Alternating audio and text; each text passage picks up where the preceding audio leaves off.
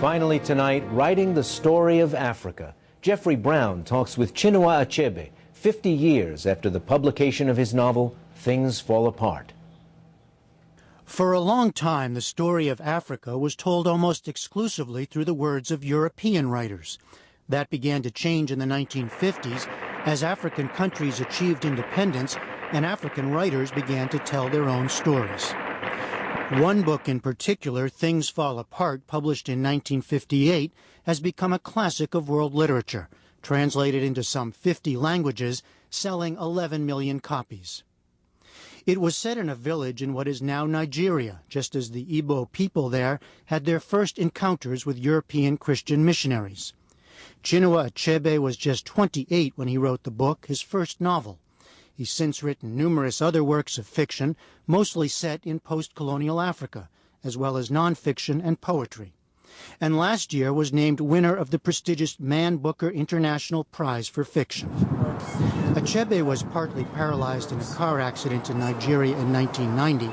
For most of the years since then, he's lived and taught at Bard College in New York. In Washington recently, I asked him what he'd set out to do 50 years ago. I knew that something needed to be done. Something needed to be done? Yes. And what was that? That was my place in the world, my story. The story of myself, the story of my people. I was already familiar with stories of different people. I mean, because you grew up reading English literature. Yes, yes, and having an English education and encountering accounts of events and people. And at some point I began to miss my own. I always think of it in terms of a gap in the bookshelf, where a book has been taken out, and the gap is there. And so you set this story, Things Fall Apart, at that moment in the 19th century, sort of the end of one time and the beginning of another. Yes. And why then? I wanted that moment of change in which one culture was in contact, in conflict, in conversation with another culture, and something was going to happen. Certainly in the portrait of village life before the Europeans come, you don't paint an idealized vision there. The main character, Okonkwo, is thoughtful but violent. Yes, I was doing that deliberately. Young as I was, I knew that I wanted the story to be true in the way fiction can be true. The way fiction can be true. Yes. What do you mean by that? In a very profound way. There is even as you're making up a story, you're making it up, but there's a way you do it, and it tells you something rings in my ear. This is wrong, this is true, this is false. And I wanted to avoid that. I wanted it to be seen in all its grandeur and in all its weakness. And that seemed to me very important. When that clash of civilizations comes, it's really over religion first. Yes. And I was interested to read that your own parents were converts to Christianity, yes, and then missionaries traveling around the country. That's right. That's right. I was steeped in religion, the religion of the foreigners, because I wasn't there when my father converted, and so that was one aspect of life.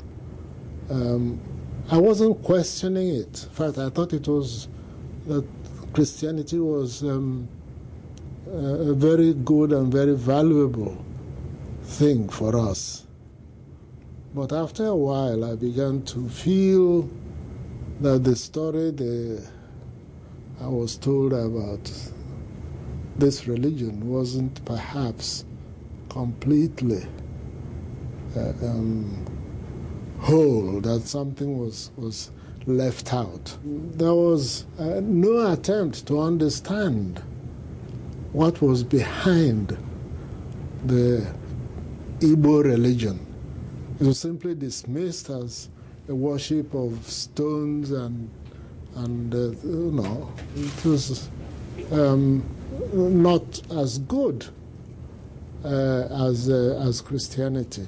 I suppose it's ridiculous to ask you whether you were surprised by what happened to this book, Things Fall Apart, that it would become read by so many people. How could you have known? No, I couldn't have. But can you explain it? Well, I can guess. I think what it is, I suspect, from some of the things readers from abroad said to me, that they find something in this book which resonates with their own history, people in different places. An example is a school, a class in a women's college in Korea. This whole class wrote to me many years back because they just read Things Fall Apart. And what they said was, it's our history, their own. Even Korean. These are Even Koreans. Yes. And went on to explain, you know, that they were colonized by the Japanese, and for them that was enough. And so there must be things that are universal in the human story, which one can use, one can hit upon in telling your own peculiar story, the local and the universal. And Africa's story, of course, had been told by European writers. Yes, a whole tradition of storytelling was created simply to tell the story of Africa. And the reason for that is not very far from the reason for the slave trade, because it's as deep as that, to present a people's story in such a way as to make them look bad. Where is the balance now? Are you satisfied with the development of an authentic African voice? Well, it's only the beginning.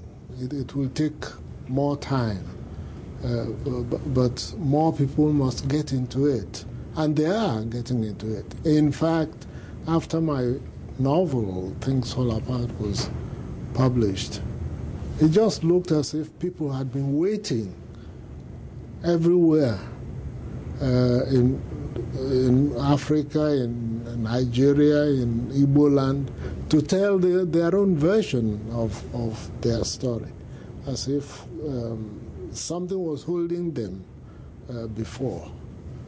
And it seems to me that that's a very good thing indeed. The 50th anniversary of Things Fall Apart. Chinua Achebe, thank you for talking to us. Thank you.